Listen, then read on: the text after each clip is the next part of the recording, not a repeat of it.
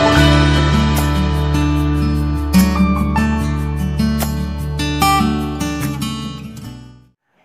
Everyone, welcome back to my channel study by Jay. चलिए शुरू करते हैं आज की अपनी वीडियो। तो आज की वीडियो आपके लिए बहुत ही बेनिफिशियल होने वाली है। आज का जो आपका टॉपिक है वो आपका प्रतिस्थापन प्रश्न विधि से क्वेश्चन को सोल्व करने का, ठीक है, जिसमें आपका एक्सरसाइज चलिए 3.5 और आपका गणित है कक्षा 10 का पार्ट 3 एनसीईआरटी गणित, ठीक है, जो गवर्नमेंट ने लागू किया है, ठीक है। तो चलते हैं आज के अपने क्वेश्चन की तरफ। तो आज का क्वेश्चन आपका वो है बच्चों कि प्रतिस्थापन तथा प्रसरण विधि से हल करो। किसे? इस इक्वेशन को हमें प्रतिस्थापन से और प्रसरण विधि से उसको हल करना है। तो चलते हैं अपने क्वेश्चन की तरफ, ठीक है। पहले हम उठाते हैं क्वेश्चन को। इसमें आपको दो इक्वेशन दे रखी है कि 8x प्लस के 5y बराबर 9 और एक दे रखी है आपको 3x प्लस के 2y बराबर 4, ठीक है। तो लेते हैं हम इक्वेशन को। पहले हम लगाते हैं क्या इसमें, पहले हम लगाते हैं नंबर 1, स्टार्ट करते हैं प्रतिस्थापन विधि से। किससे भाई? प्रतिस्थापन विधि, ठीक है। प्रतिस्थापन विधि से हम लेके चलेंगे अप्लाइंग द मेथड ऑफ प्रतिस्थापन, ठीक है। तो प्रतिस्थापन जब स्टार्ट करते हैं तो प्रतिस्थापन क्या करते हैं, पहले हम दोनों समीकरणों को लिख लेते हैं, ठीक है। 8x प्लस 5y बराबर 9 इक्वेशन 1 और फिर आपको रखिए 3x प्लस 2y शुड भी कितना है 4, इक्वेशन नंबर 2। आपको दो इक्वेशन में गिवन मिलेंगी। आप प्रतिस्थापन हल करोगे तब भी आपको इक्वेशन देगा और विलोपन से करोगे तब भी आपको इक्वेशन देगा, और आप अगर आप बजगुणन विधि से सोल्व कर रहे हैं तब भी आपको इक्वेशन देगा, ठीक है। तो प्रतिस्थापन विधि हम कैसे अप्लाई करते हैं मैं आज आपको वो बताऊंगा, और बजगुणन भी कैसे अप्लाई करते हैं वो भी मैं आज आपको बताऊंगा, ठीक है। तो हम प्रतिस्थापन हल करते हैं। पहले इसमें क्या करते हैं, किसी एक समीकरण को ले लेते हैं। पहले किसी एक समीकरण से हम x या y की वैल्यू हम यहाँ से उठा लेते हैं। तो मैं समीकरण 1 से ले लेता हूं। समीकरण यहाँ लिखेंगे समीकरण 1 से। समीकरण 1 कौन सी? ये वाली यहां से लेते हैं 8x बराबर 9 माइनस 5y। भाई देखो 5y प्लस के कम हो जाएगा, माइनस में हो जाएगा, और 8 का चलेगा इसके भाग में चला जाएगा। तो x बराबर हो जाएगा कितना, 9 माइनस के 5y डिवाइड बाई 8। ये आ गई इक्वेशन नंबर 3। अभी इक्वेशन नंबर 3 कहां से आई? इक्वेशन 3 आई आपकी इक्वेशन नंबर 1 से। कहने का मतलब ये है कि इक्वेशन नंबर 3 है वो इक्वेशन नंबर 1 का ही प्रतिरूप है, क्योंकि इक्वेशन नंबर 3 आई है वो इक्वेशन नंबर 1 से ही आई है। इक्वेशन नंबर 1 से आई आपकी इक्वेशन नंबर 3। तो हमारे पास ये x की वैल्यू आई, ये वैल्यू आई है x की 9 माइनस 5y बटे 8। तो ये वैल्यू हम क्या करेंगे, इक्वेशन नंबर 2 में हम पुट कर देंगे, ठीक है। हम लिखते हैं यहाँ पर x का मान क्या लिखेंगे, यहाँ पे लिखेंगे x का मान समीकरण किसमें रखेंगे, 2 में रखने पर, समीकरण 2 में रखने पर हम क्या करते हैं, यहाँ पर x का मान समीकरण 2 में रख देते हैं। समीकरण 2 आपकी ये रही है, जहां पर भी x होगा वहां पर 9 माइनस के 5 बटे 8 हम रख देंगे। तो ये आपका कितना है 3 अंदर मल्टीप्लाई x की वैल्यू कितनी है रख देते हैं 9 माइनस के कितना है 5y डिवाइड बाई 8 और कितना है प्लस के 2y इक्वल टू कितना के 4। ये आपके पास आ गया। मल्टीप्लाई करते हैं 3 9 27 माइनस 3 पंजे 15y प्लस, अब 8 क्या करेगा 2 से गुणा करेगा, 8 दूनी 16y और डिवाइड बाई कितना आ जाएगा 8 और बराबर आ जाएगा कितना आपका 4। यहाँ से क्या कितना आ गया भाई 27। देखो 16y में से 15y निकाले कितना बचा, 1y बच गया, प्लस का 1y बच गया और प्लस के 27 बराबर 4 गुणा 8। ये 8 क्या है 4 से गुणा करेगा, क्या करेगा 4 से ये गुणा करेगा, ठीक है। तो कितना आ जाएगा आपके पास आ जाएगा 22 प्लस 27 बराबर 4 अट्ठे 32, 4 अट्ठे 32। यहाँ से y बराबर आ जाएगा कितना 32 माइनस के 27। ये 27 प्लस के इधर क्या हो जाएगा माइनस में हो जाएगा। 32 में 27 निकाले कितने बचे भाई 5, कितने बच गए 5 बच गए। कहने का मतलब ये है कि y की वैल्यू आपके पास कितनी आ गई है, y की वैल्यू आपके पास आ गई है 5। y की वैल्यू कितनी आ गई आपके पास 5 आ गई है। अब क्या करेंगे, y का मान समीकरण 3 में रख दो, 2 में रख दो, 1 में रख दो, वो आपके ऊपर डिपेंड करता है आप किस में रखना चाहते हैं, ठीक है। तो y का मान समीकरण 3 में रख देता हूं मैं। यहाँ लिखते हैं y का मान समीकरण 3 में रखने पर, 3 में रखने पर ये आपकी समीकरण नंबर 3, इसमें रख देते हैं y का मान। यहाँ पर क्या है x equal to 9 minus 5 multiply y की वैल्यू कितनी है ये 5, यहाँ पर रख देते 5 एंड डिवाइड बाय कितना है 8। यहाँ पर आपका आ गया 9 माइनस 5 पंजे 25 एंड डिवाइड बाई 8। x बराबर 25 9 निकाले कितने बजे 16 का के माइनस के 16, क्योंकि माइनस के 25 है, माइनस के ज्यादा डिवाइड बाई 8, 8 दूनी 16। x की वैल्यू आपके पास आ गई है माइनस के 2। यही आपके आंसर क्या आ गया, आपके आंसर आ गया x बराबर -2 और y बराबर 5। यही आपके इस क्वेश्चन के आंसर। तो ये जो आपने मेथड देखी ये थी आपकी प्रतिस्थापन विधि। अब हम देखेंगे बजगुणन विधि को, ठीक है। तो मैं कर रहा हूं इसको, अब बढ़ते हैं अपनी बजगुणन विधि की तरफ, ठीक है।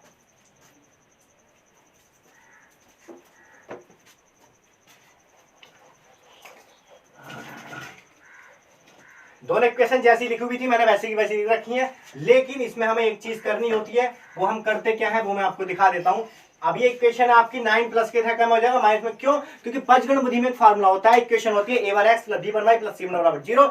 इसलिए जो भी अचर पद होता है आपके बराबर के इक्वल है, उसको हम क्या इधर लेके चले आते हैं जिधर x और y के कोएफिशिएंट x और y की वैल्यू होती है।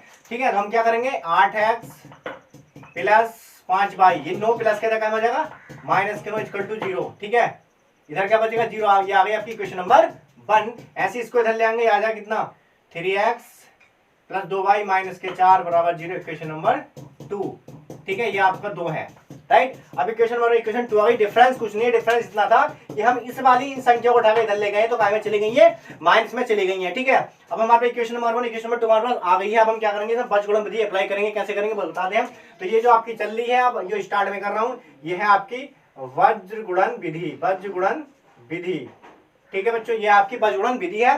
तो चलते हैं बीजगणित विधि में कैसे करते हैं सोल्व। तो हम ले लेते हैं पहले इक्वेशन 2, करते हैं हम समीकरणों की तुलना। क्या करते हैं, समीकरण की तुलना जो आपको दे रखी है, समीकरण की तुलना करते हैं हम। a1x + b1y + c1 बराबर 0 तथा a2x + b2y + c2 बराबर 0 से करने पर भाई ये इक्वेशन जो आपकी इक्वेशन ये करेगी इक्वेशन 1 से तुलना, इक्वेशन 2 करेगी इक्वेशन नंबर 2 से तुलना। तो ये जो वैल्यू होती है स्टार्टिंग में a1 की वैल्यू होती है, और ये होती है b1 की, और ये होती है c1 की। इसी प्रकार ये a2 की, और ये b2 की, और ये c2 की वैल्यू हो जाएगी। ठीक है, करते हैं तुलना भाई। a1 की वैल्यू कितनी हो जाएगी, x का कोएफिशिएंट कितना है a1, यहाँ पर x का कोएफिशिएंट कितना है, गुणांक 8 है, तो a1 की वैल्यू 8, b1 की वैल्यू +5 और c1 की वैल्यू -9। ऐसे यहाँ पर आ जाएगा a2 की वैल्यू कितनी आ जाएगी 3, और b2 की वैल्यू कितनी आ जाएगी 2, और c2 की वैल्यू कितनी आ जाएगी आपका -4 आएगी। भाई देखो माइनस का चिन्ह है तो माइनस का चिन्ह लेकर चलना पड़ता है, लेकिन हमें प्लस के चिन्ह की आवश्यकता नहीं पड़ती, क्योंकि कोई भी चीज अगर है हमारे पास, कोई भी वैल्यू है तो जैसे ये है तो प्लस में है, तो प्लस में कोई चिन्ह को दिखाने की आवश्यकता नहीं पड़ती। अगर यही चीज आगे होती तो यहाँ पर प्लस दिखाना पड़ता है। ठीक है, जैसे यहाँ पर क्या है, a1 की वैल्यू 8 है, b1 की 5, c1 की 9, a2 की 3 और b2 की 2 और c2 की -4। ठीक है, अब हमें करना क्या है, इसको हम पहले इसके पेयर बना लेते हैं। a1/a2, a1 कितना है 8, a2 कितना है 3, तो b1/b2 कितना है आपका, b1 आपका 5 है और b2 आपका 2 है, और c1/c2 कितना आपका -9/-4। ठीक है, ये कट गया आपका कितना है 9/4। वैसे तो इसमें पेयर बनाने की हमें कोई आवश्यकता ही नहीं थी, क्योंकि हमें लगाना है डायरेक्ट बीजगणित विधि, लेकिन फिर भी कोई बात नहीं, पेयर बना लिए, कोई दिक्कत वाली बात नहीं है। अब लेते हैं हम x/1, ये हमारा चलता है फार्मूला 1। ठीक है, ठीक है, अब x में क्या होता है, यहाँ करते हैं b1/b2 और ये c1/c2, फिर ये स्टार्ट होता है c1/c2 और a1/a2, फिर हमारा स्टार्ट होता है a1/a2 और b1/b2। ये हमारा कुछ तरह का फार्मूला होता है। b से स्टार्ट होगी c पर खत्म, c से स्टार्ट होगी a पे खत्म, a से स्टार्ट होगी b पर खत्म, क्योंकि 3 ही अल्फाबेट है a b c, तो b c c a a b। ठीक है, चलते हैं कैसे अप्लाई करते हैं, फार्मूले को दिखाते हैं हम। x/1 और 1 दोनों तीनों ले लेते हैं। ठीक है, तो भाई ये करता है इससे गुणा, क्या करता है गुणा, यानी कि b1 c2 माइनस, जब ये इससे गुणा करता है और जब ये इससे गुणा करता है तो आ जाता है इनके बीच में माइनस का चिन्ह, तो ये आ गया माइनस का चिन्ह। ये करेगा b2 c1, क्या करेगा b2 c1। अब ये इसमें ले लेते हैं a2 c1, ये कितना आ जाएगा a2 c1 माइनस के a1 c2। अब इसमें ले लेते हैं a1 b2 minus a2 b1। ठीक है, अब करना क्या, हमें कुछ भी नहीं करना, सवाल बस खत्म होने वाला है आपका, ये कुछ नहीं रखा है, लल्लन टॉप सवाल है, उड़ जाएगा अभी देखना। b1 की वैल्यू देखो कितनी है यहाँ पर 5 गुणा c2 की वैल्यू कितनी है, देखो c2 की वैल्यू -4, ये आ गई -4 माइनस b2 की वैल्यू कितनी है 2, c1 की वैल्यू कितनी है -9। कुछ नहीं किया है भाई, c1 a1 b1 b2 c2 की वैल्यू रखी है और कुछ नहीं करा, जैसे दे रखा था वैसे किया है। बाई वाले में आ जाओ, a2 की वैल्यू कितनी है आपके पास, a2 आपके पास 3 गुणा c1 कितना है आपके पास, c1 -9 गुणा, सॉरी माइनस का चिन्ह आ जाएगा, माइनस का चिन्ह है। a1 कितना है आपके पास 8, कितना है भाई 8 गुणा c2 कितना है -4, ये आ गया -4। इसको थोड़ा आगे करके लिख लेते हैं। ठीक है, अब इसमें क्या है आपका a1 b2, a1 कितना है भाई, a1 है आपका 8 और b2 है कितना 2, 8 गुणा के 2 माइनस के चिन्ह माइनस, a2 कितना है 3 गुणा b1 कितना है, b1 है 5। देखते हैं क्या आ रहा है, 5 चौक -20, माइनस माइनस प्लस 2 9 18, बराबर 22/3 ना माइनस के 27 माइनस माइनस प्लस 4×8 32 बराबर 1/8 दूनी 16 और 5×3 = 15।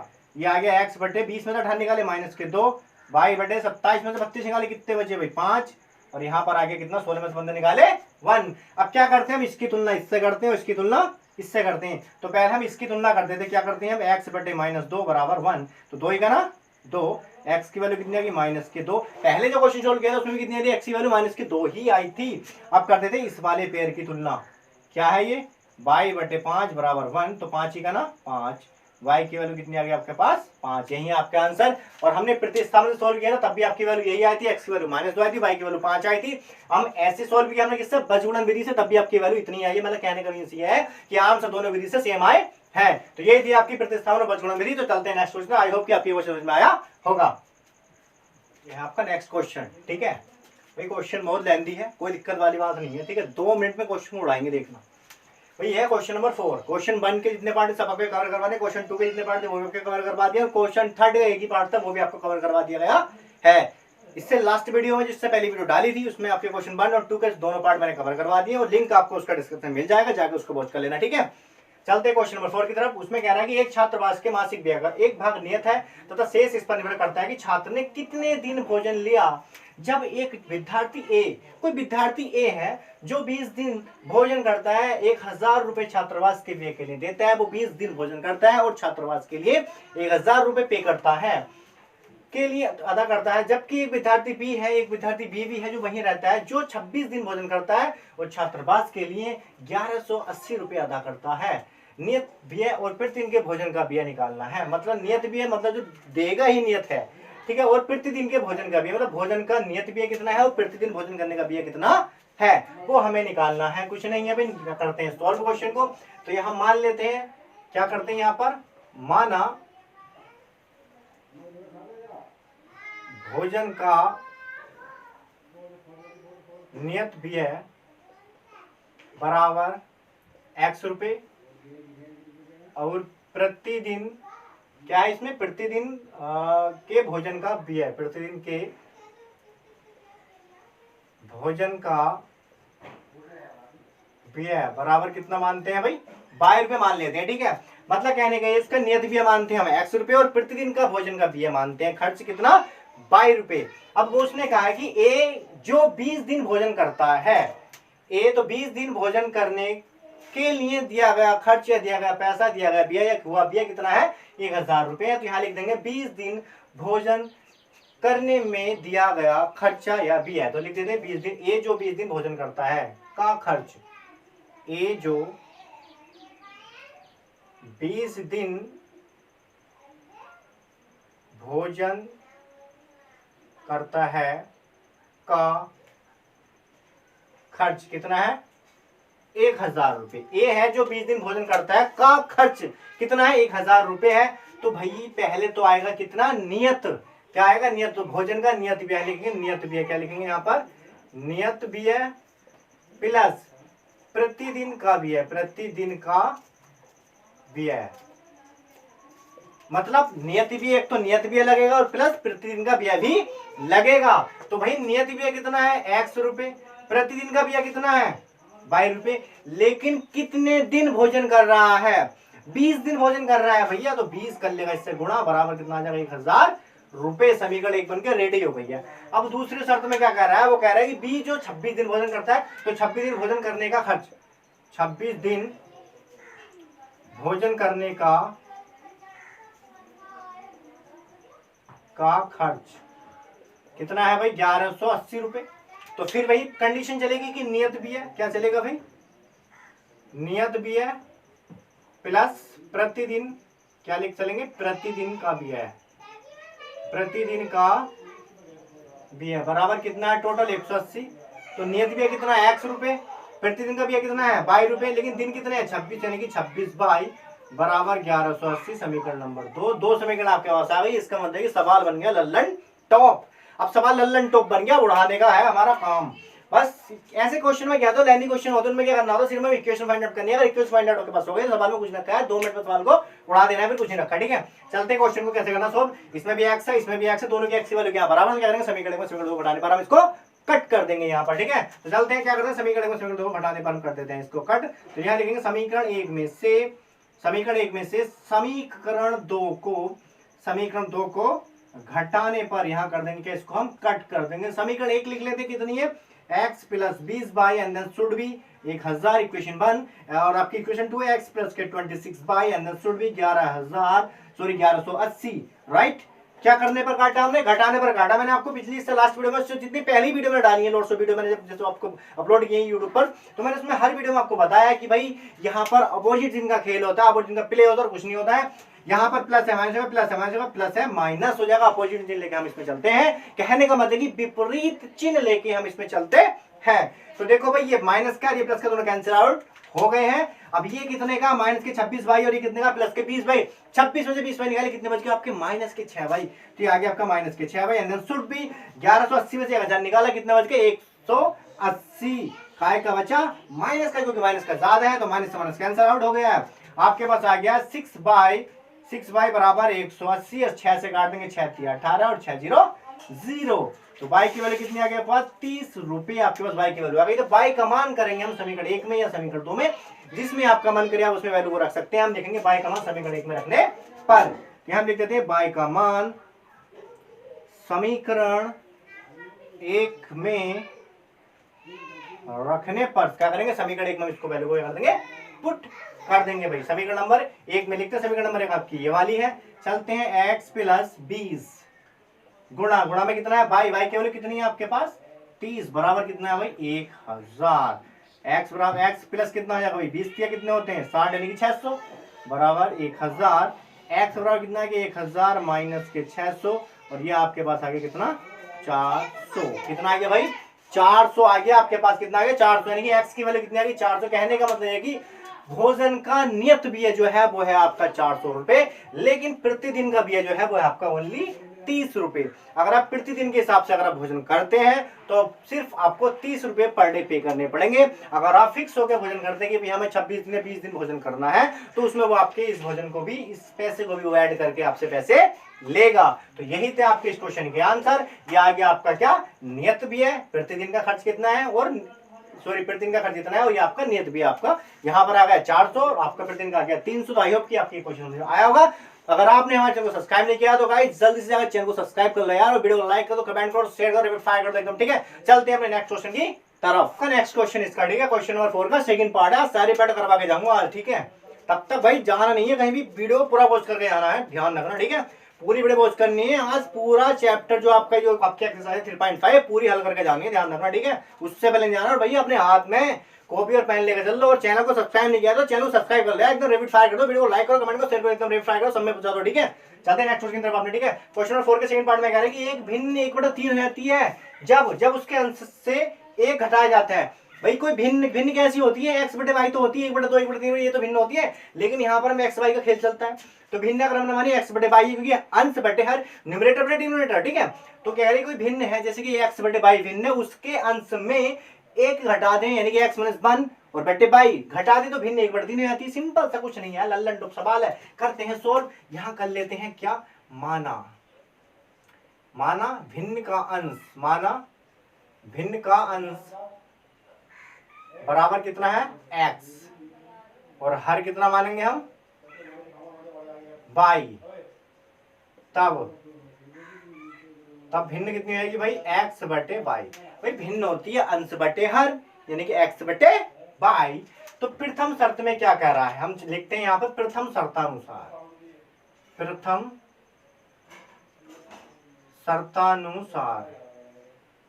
शर्त में कहना क्या चाह रहा है, वो प्रथम शर्त में कह रहा है कि जब उसके अंश से 1 घटाया जाता है। भाई अंश क्या है, x, हर कितना बाई, अंश से 1 घटा रहे हैं, अंश में से 1 घटा रहे तो भिन्न कितनी रहती है, 1/3 रहती है। इसकी गुणा इधर कर लो, इसकी गुणा इधर, 3 का ना 3x और माइनस के 3 का ना 3 बराबर बाई को इधर लिया, कायम हो जाएगी माइनस के, और ये माइनस के 3 बराबर 0। बाई प्लस की तरह कायम हो जाएगी माइनस की, तो कहने वाले 3x - बाई - 3 बराबर 0। आपकी क्वेश्चन नंबर 1 आ गई है। अब देखते हैं द्वितीय शर्तानुसार।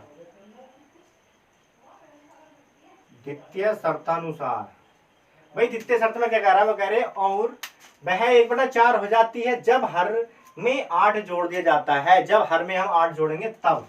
तो जोड़ देते हैं भाई, हर में 8, नीचे वाला हर होता है, इसमें जोड़ेंगे 8, तो भिन्न का मान आता है 1/4। कितना आता है भाई, 1/4 हो जाता है। इसकी गुणा इधर, इसकी गुणा इधर, क्रॉस मल्टीप्लाई 4 ही का ना 4x, और आपका आगे बराबर कितना, y + 8, y + 8। यहाँ से समीकरण बन जाएगी आपके पास कितनी, 4x - y और -8 बराबर 0। इक्वेशन नंबर 2 ये आपके पास आ गई होगी पूरी। इधर अगर ले आएंगे उठाकर तो माइनस में हो जाएंगी दोनों की दोनों। इसमें 4x है, इसमें 3x है, नहीं बनना कॉम्बिनेशन, लेकिन इसमें y है, इसमें भी y है, तो कैंसिल हो जाएंगे। इसका मतलब समीकरण 1 में समीकरण 2 घटाने पर हम कट कर देंगे भैया। तो यहाँ लिखते हैं समीकरण 1 में से, क्या लेंगे, समीकरण 1 में से समीकरण 2 को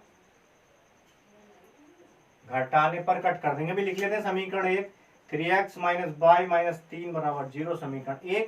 ये आपकी नीचे वाली समीकरण नंबर 2, 4x - y - 8 बराबर 0 समीकरण नंबर 2। ये हो गई आपके पास। मैंने आपको बताया था प्लस का है तो माइनस है, माइनस का तो प्लस है, माइनस का है तो प्लस है, दोनों कैंसिल आउट हो गए, क्योंकि ये y प्लस का और ये y माइनस का दोनों क्या हो गए, कैंसिल आउट हो गए। 4x में 3x निकाले तो माइनस के x बच गया, यहाँ से 8 प्लस के हैं और 3 गाय के हैं, माइनस के 8 में 3 निकाले कितने बचे, प्लस के 5 बराबर कितना आ गया, 0। ये 5 प्लस का था, कम हो जाएगा, माइनस में हो जाएगा, यहाँ बचेगा x बराबर -5, माइनस से माइनस कट गया और x की वैल्यू कितनी आ गई आपके पास, 5 आ गई है। इस x का मान समीकरण 1 में रख देते हैं। यहाँ लिखते हैं x का मान समीकरण 1 में रखने पर, भाई समीकरण 1 ये है, रख देते हैं इसमें x का मान 3 गुणा x, x की वैल्यू कितनी है 5, माइनस y - 3 बराबर 0, 3 पंजे 15, कितना आ गया 3 पंजे 15 माइनस y - 3 बराबर 0। ठीक है, ये कितना आ जाए आपके पास भाई, 15 प्लस का है और 3 माइनस का, 15 में 3 निकाले कितने बजे 12, माइनस के y बराबर 0, y माइनस के जगह हो जाएगा प्लस में, तो y बराबर कितना आ जाएगा 12। तो भिन्न कितनी आ जाएगी बच्चों आपके पास, भिन्न होती है x/y, और x की वैल्यू आपने निकाली है 5 और y की वैल्यू कितनी है 12, यही है आपकी भिन्न 5/12। तो आपसे क्या निकलवा रहा है, आपसे सिंपली भिन्न ही निकलवा रहा था, आपसे सिर्फ फ्रैक्शन। उन्होंने कहा what is the fractions of this question, कि इस क्वेश्चन की फ्रैक्शन क्या है वो आपको बता रही थी। तो ये है आपकी फ्रैक्शंस, इसकी फ्रैक्शन हमने फाइंड आउट कर ली है कितनी, 5/12। तो आई होप कि आपकी क्वेश्चन समझ में आया होगा। ठीक है, तो चलते नेक्स्ट क्वेश्चन की तरफ। एक लड़का है, यश ने एक टेस्ट में 40 अंक अर्जित किए, मतलब यश ने एक टेस्ट दिया, उसमें उसको 40 अंक प्राप्त हुए। कब, जब उसने प्रत्येक सही उत्तर पर 3 अंक मिले। जब उसे एक सही प्रश्न उसने हल किया, उसका सही उत्तर दिया तो उसे 3 अंक मिले, और ऐसे उत्तर पर 1 अंक की कटौती हुई। कहने का मतलब कि जब उसने 40 अंक अर्जित किए थे तो उसमें अगर उसने एक क्वेश्चन सही किया तो उस पर उसे 3 अंक मिलने थे, अगर वो एक क्वेश्चन भी गलत कर रहा था उसके 1 नंबर वहां से कट हो रहा था। ठीक है, यदि उसे सही पर 4 अंक मिलते, उन्होंने कहा उन्हें अपनी क्या एक थिंकिंग लगाई कि अगर उसे 4 अंक मिलते सही पर और अशुद्ध पर 2 अंक कटते तो उसे 50 अंक मिलते। ठीक है, तो वो कह रहे हैं कि टेस्ट में कितने प्रश्न थे, हमें सिर्फ बता रहे हैं कि how many question in test paper, कि टेस्ट पेपर में कितने क्वेश्चंस थे। तो चलते हैं अपने क्वेश्चन को करते हैं सोल्व। इसमें मान लेते हैं, माना क्या, मतलब मान लेते प्रश्न, मान लेते टेस्ट पेपर में सही प्रश्न कितने थे, x। ठीक है, तो लिख लेते हैं यहाँ पर, माना सही प्रश्नों की संख्या,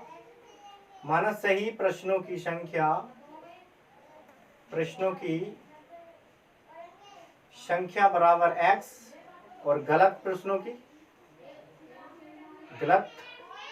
की संख्या बराबर y, या मान सकते हो अशुद्ध। ठीक है, अब भाई कुल प्रश्न कितने हो गए यहाँ पर आपके,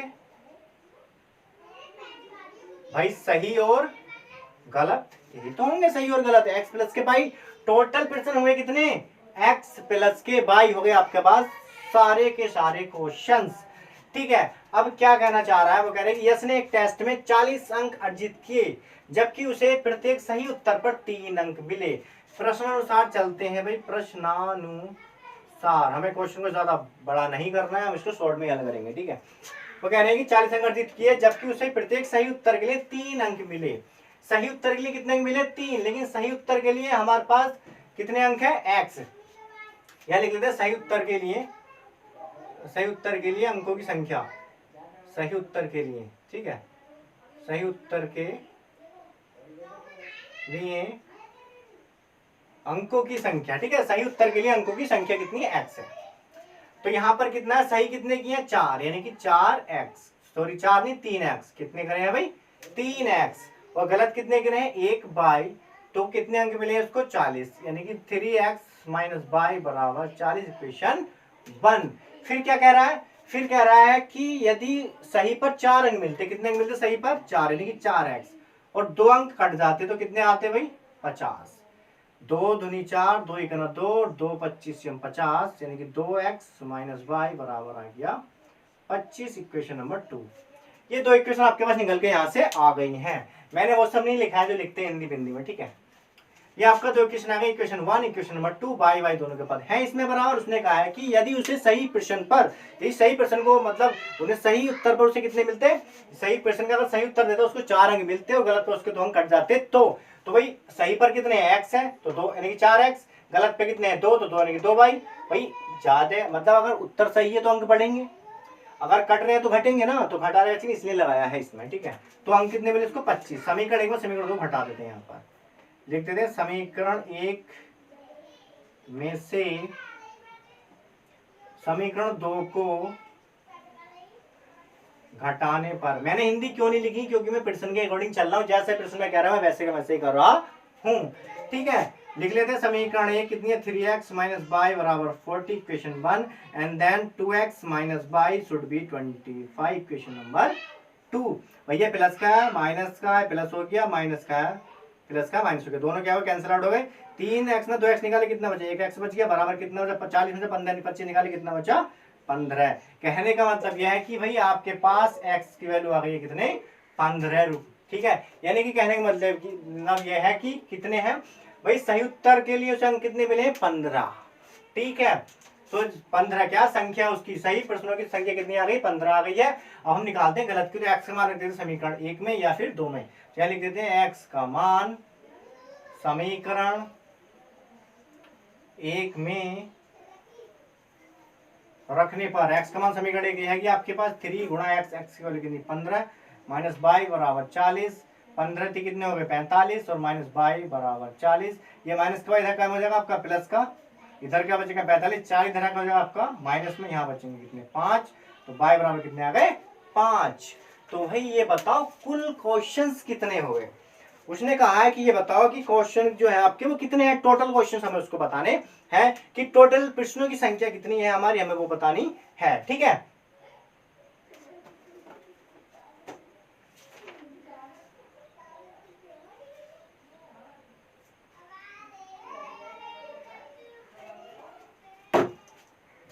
तो भाई ये आपकी क्या है देखो 15 तो आ गई आपकी कि उसने सही प्रश्न कितने किए हैं 15 किए हैं, गलत प्रश्न कितने किए हैं आपके 5 किए हैं, तो कुल प्रश्न कितने आ गए,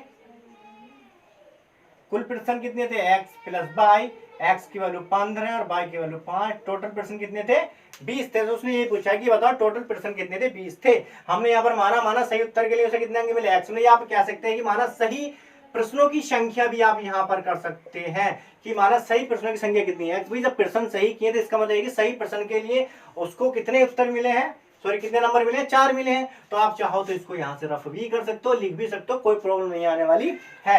आप यहाँ लिख सकते हो माना सही प्रश्न संख्या x है, गलत प्रश्न संख्या कितनी है y है, क्योंकि हमें मीन्स है सिर्फ प्रश्नों की संख्या कितनी है, what is the total questions of in this questions, ठीक है। तो हमें सिर्फ क्वेश्चन के क्या निकालना था, इसमें निकालिए total how many question in this question, मतलब कितने हमारे क्वेश्चन में क्या है इसमें, मतलब कितने क्वेश्चंस हैं वो हमें निकालने थे, ठीक है। तो हमारे बताइए टोटल क्वेश्चन कितने, टोटल क्वेश्चन की संख्या आगे आपके पास कितनी 20 आ गई। चलते हैं हमने नेक्स्ट क्वेश्चन, या आई होप कि आपकी समझ में आया होगा, ठीक है। तो बढ़ते हैं नेक्स्ट क्वेश्चन की तरफ। नेक्स्ट क्वेश्चन, क्वेश्चन नंबर 4 का 4 पार्ट, ठीक है। इसमें क्या करें देखते हैं कि एक राजमार्ग पर दो स्थान ए और बी 100 किलोमीटर की दूरी पर है, मतलब स्थान ए और बी के बीच की दूरी कितनी है 100 किलोमीटर 100 किलोमीटर है। एक कार ए से तथा दूसरी कार बी से एक ही समय पर चलना प्रारंभ करती है, मतलब दो कारें हैं जो स्थान ए से और स्थान बी से एक ही समय पर चलना प्रारंभ करती हैं। यदि ये कारें भिन्न भिन्न चालों से, मतलब दोनों कारों की जो स्पीड्स है वो दोनों कार की स्पीड क्या है, उनकी चाल जो है वो दोनों की अलग अलग है। यदि ये कारें भिन्न भिन्न चालों से एक ही दिशा में डायरेक्शन की है, इनकी सेम इक्वल डिस्टेंस दोनों की क्या सेम डायरेक्शन है, अगर एक ही दिशा में चलती हैं तो वे 5 घंटे बाद मिलती हैं। जब वो एक ही दिशा में चलती है, स्थान ए और बी के बीच की दूरी 100 किलोमीटर, जब एक स्थान से एक ही दिशा में चलती है लेकिन उनकी चालें क्या है भिन्न भिन्न है, तो वो कह रहे हैं कि वो 5 घंटे आफ्टर दैट भी मिलती है, 5 घंटे बाद वो मिलती है, ठीक है। कितने घंटे बाद मिलती है 5 घंटे बाद मिलती है। जब भी विपरीत दिशा में चलना प्रारंभ करती है, जब वो क्या कहती है एक जैसे एक साउथ चलेगी और एक आपकी क्या चलेगी वेस्ट चलेगी, ठीक है। मतलब अपोजिट डायरेक्शन में चलती है, एक पूर्व एक पश्चिम जा रही है, एक पूर्व जाएगी, ठीक है, प्रारंभ करती हैं तो 1 घंटे पश्चात मिलती है। दोनों कारों की चाल ज्ञात कीजिए। दोनों कारों की हमें क्या निकाली, चार, what is the velocity of car. तो दोनों कारों की क्या है, बोथ कार्स की वेलोसिटी हमें फाइंड आउट करनी है। तो निकालते हैं वेलोसिटी को, मान लेते हैं, माना क्या कि स्थान ए से चलने वाली गाड़ी की चाल कितनी है, एक्स मान लेते हैं। यहां लिख लेते हैं, माना स्थान ए से चलने वाली कार की चाल, चलने वाली कार की चाल बराबर x किलोमीटर पर घंटा। कितनी मानते हैं, x किलोमीटर पर घंटा, ऐसे मान लेते हैं। स्थान B से चलने वाली कार की चाल, स्थान B से चलने वाली कार की चाल, स्थान B चलने वाली कार की चाल बराबर कितनी मान लेते हैं, 22 किलोमीटर पर घंटा। हम क्या इसको मान लेते हैं, ठीक है। अब क्या है भाई, कह रहा है कि और ए तथा बी के बीच की दूरी कितनी है, देखते हैं। स्थान ए तथा बी के, स्थान ए और बी, स्थान ए तथा बी के बीच की दूरी बराबर कितनी है, 100।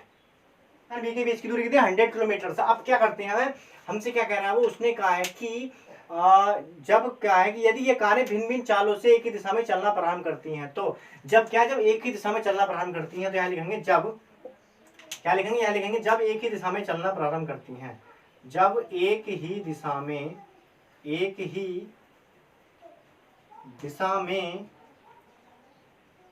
चलना प्रारंभ करती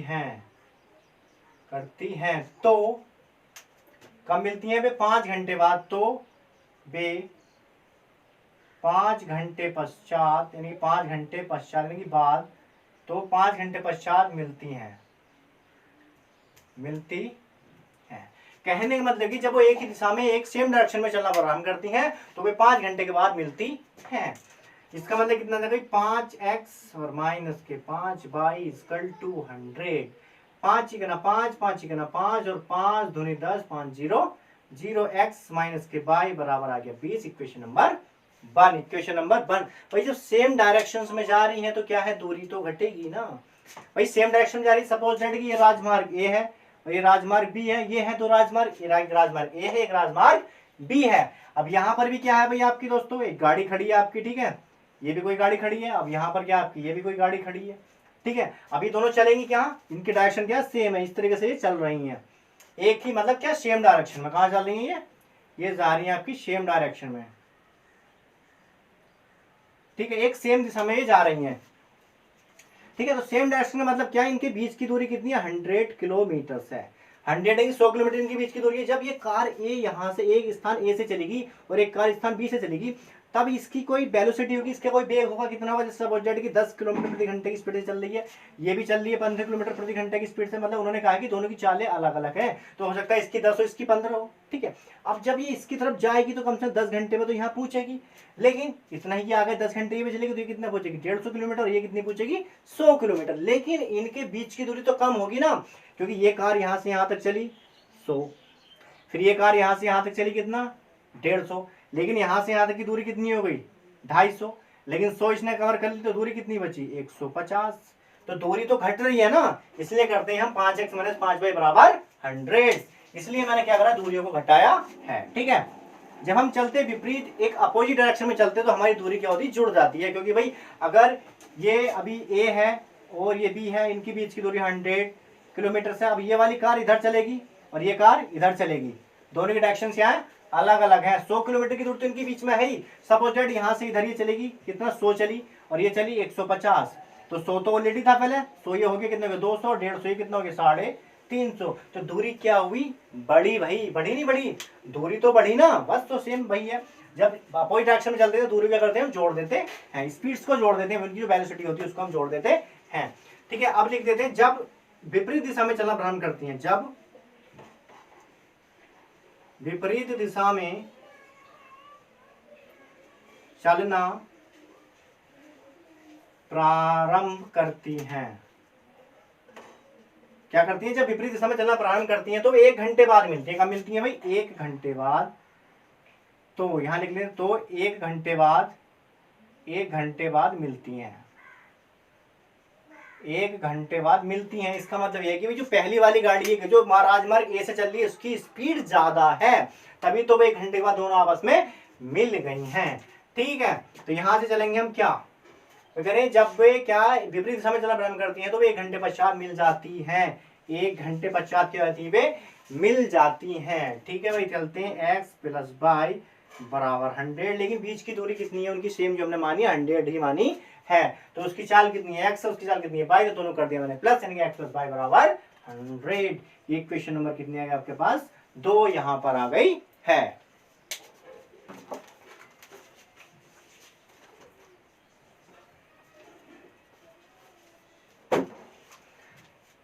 ये कितना आपका x प्लस के बराबर 100 है, समीकरण 2 आपके पास आ गई। अब देखो x इसमें भी और x इसमें भी, समीकरण 1 में समीकरण 2 को घटाने पर कट कर देंगे। तो मैं क्या कर रहा हूं, इसको मैं रफ कर देता हूं इधर से। ठीक है, इधर करेंगे अपने क्वेश्चन को सोल्व। क्या लिख देते हैं, समीकरण 1 में से, समीकरण 1 में से समीकरण 2 को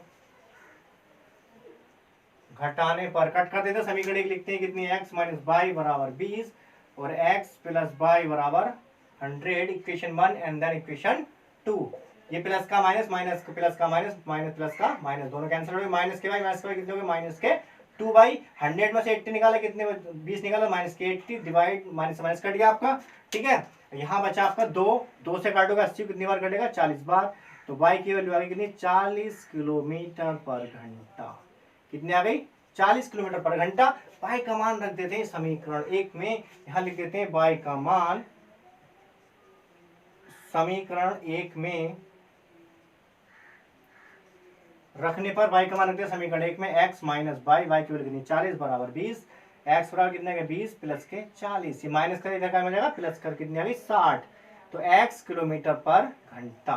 कहने का मतलब राजमार्ग ए से चलने वाली गाड़ी की चाल कितनी है, 60 किलोमीटर। यहाँ लिख लेंगे राजमार्ग, ये लिख देते हैं स्थान ए से चलने वाली गाड़ी की चाल, चलने वाली कार की चाल, किसकी, कार की चाल x बराबर कितनी है, 60 किलोमीटर पर घंटा, और स्थान B से चलने वाली कार की चाल y बराबर 40 किलोमीटर पर घंटा। मैंने आपको पहले बताया था कि जो स्थान ऐसे चलती है उसकी चाल ज्यादा होगी, तभी तो वो उसके जाकर उसको मिल जाती है, मीट कर लेती है, क्योंकि उसकी जो वेलोसिटी है वो क्या है, बहुत ज्यादा है, उसकी चाल क्या है, उसका मोशन बहुत ज्यादा है, इसलिए उसकी चाल कितनी है 60, इसकी कितनी है 40। तो आई होप कि आपकी क्वेश्चन ये समझ में आया होगा। ठीक है, इसका लास्ट क्वेश्चन, क्वेश्चन 4 का 5 पार्ट, ये एक्सरसाइज का आपका नेक्स्ट 3.5 का लास्ट क्वेश्चन। इसमें है एक आयत का क्षेत्रफल 9 वर्ग इकाई कम हो जाता है यदि उसकी लंबाई 5 इकाई कम कर दी जाती है और चौड़ाई 3 इकाई बढ़ा दी जाती है। यदि हम लंबाई को 3 इकाई और चौड़ाई को 2 इकाई बढ़ा दें तो क्षेत्रफल 67 वर्ग इकाई बढ़ जाता है। आयत की बीमारी याद करने की, लंबाई और चौड़ाई हमें इसमें याद करनी है। तो पहले हम मान लेते हैं, माना आयत की लंबाई x और चौड़ाई y। यहां लिख लेते हैं, माना आयत की लंबाई बराबर x मात्रक, ठीक है, और आयत की चौड़ाई बराबर y मात्रा। कितनी, y मात्रा मान लेते हो। आयत का क्षेत्रफल कितना हो जाएगा, आयत का क्षेत्रफल होता है कितना, लंबाई गुणा के चौड़ाई, लंबाई x है गुणा के y बराबर कितना है, x बाई मात्रक। ये आ गया आपका क्षेत्रफल आयत करने के, क्या है, आयत का क्षेत्रफल है। ठीक है, अब क्या करते हैं कि मतलब आपका एरिया ऑफ रेक्टेंगल जिसे बोलते हैं। ठीक है, फिर क्या कह रहा है, प्रश्न के अकॉर्डिंग चलते हुए कह रहे हैं यदि उसकी लंबाई 5 इकाई कम कर दी जाए। देखते हैं, यदि लंबाई 5 इकाई कम कर दी जाए, यदि लंबाई 5 इकाई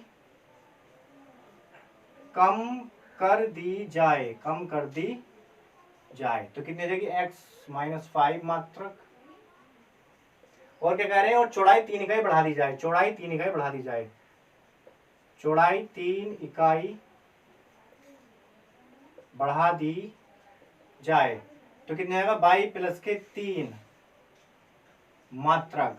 तो नया क्षेत्रफल कितना आएगा, नया क्षेत्रफल नए आयत का क्षेत्रफल कर सकते हैं। देखिए नए आयत का क्षेत्रफल, नए आयत का क्षेत्रफल, नए आयत का क्षेत्रफल यानी कि लंबाई गुणा के चौड़ाई।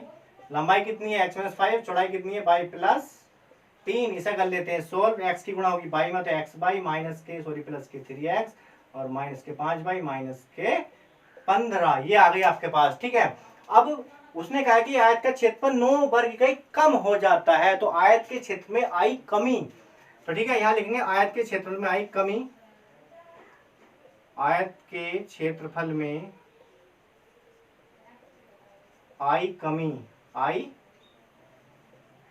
कमी बराबर कितनी है, एक्स बाई तो था लेकिन कमी कितनी की आ गई, 9 की कमी आ गई। लेकिन आपके हिसाब से कितना आया है ये, x by plus 3x minus 5 by minus 15 और बराबर एक्स बाई माइनस के 9। तो माइनस का 9 इधर क्या हो जाएगा बच्चों, प्लस का, यहाँ बचेगा माइनस के 15 प्लस के 9 बराबर एक्स बाई। ये सारी चीजें रूट के चलेगी, माइनस के तो माइनस के एक्स बाई माइनस के 3x और प्लस के 5 बाई, दोनों कैंसिल आउट हो गए यहाँ पर। ठीक है, 15 में 9 निकाले कितने बचे, 9 6 15 माइनस के 6, यहाँ बचा माइनस के 3x और प्लस के 5 बाई, ये आपके पास आ गया। तो इसको ढाके इधर ले आते हैं, इसको इधर और इसको इधर, ये आ जाएगा आपके पास कितना, 3x माइनस 5 बाई और बराबर 6, इक्वेशन नंबर 1। नेक्स्ट में क्या कह रहा है, फिर कह रहे हैं यदि हम लंबाई को 3 इकाई और चौड़ाई को 2 इकाई बढ़ा दें तो।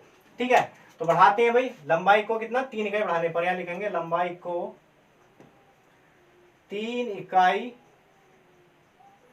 बढ़ाने पर कितना आ जाएगा, x प्लस 3 मात्रक।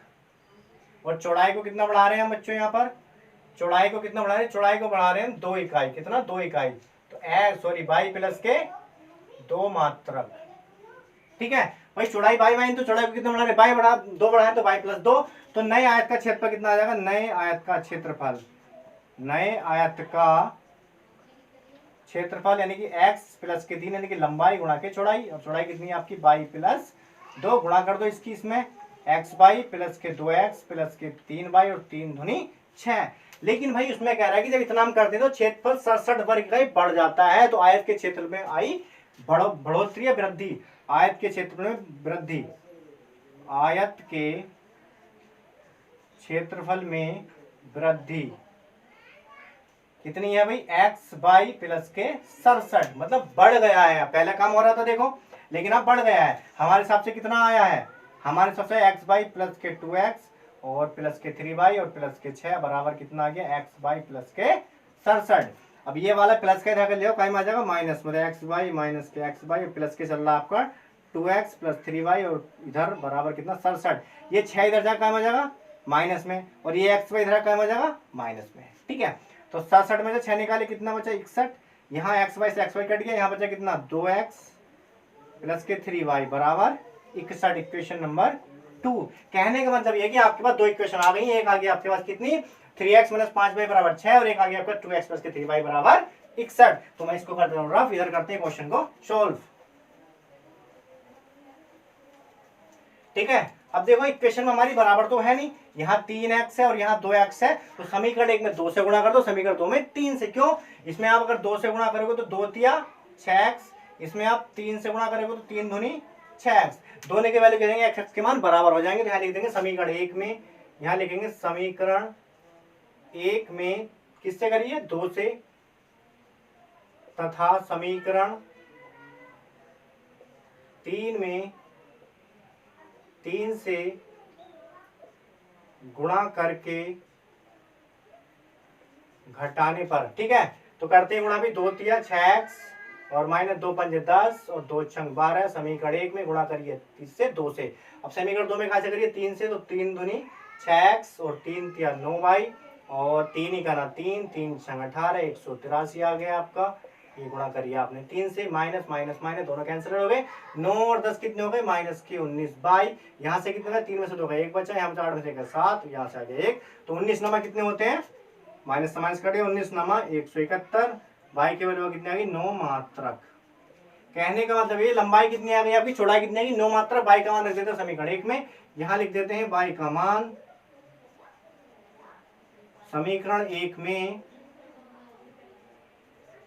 रखने पर बाई का मान रखते हैं समीकरण 1 में 3x माइनस के 5, बाई की वैल्यू कितनी है 9, 9 आ गई बराबर कितना है 6।